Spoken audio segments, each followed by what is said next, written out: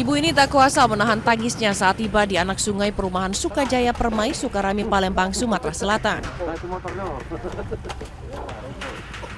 Ia menanti penuh harap anak laki-lakinya yang hanyut terseret arus saat hujan deras bisa segera ditemukan.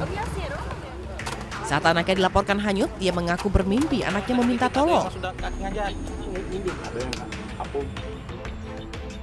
Sebelumnya, M. Fatur Rahman Al-Habsyi, 10 tahun terekam kamera pengawas bermain di tepi sungai saat hujan deras. Korban terperosok ke selokan dan hanyut sampai ke saluran pembuangan air perumahan. Tim gabungan dibantu warga mencari korban dengan membersihkan semak belukar di pinggir anak sungai.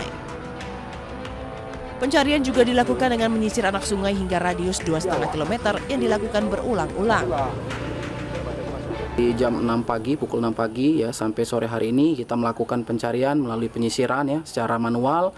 Kita buat pencarian bersama teman-teman tim Basarnas, juga didampingi oleh PU dan masyarakat sekitar ya. Kami melakukan pencarian mulai dari titik awal sampai di titik akhir pembuangan air seperti itu. Oke, apa yang kita lakukan tadi, Pak?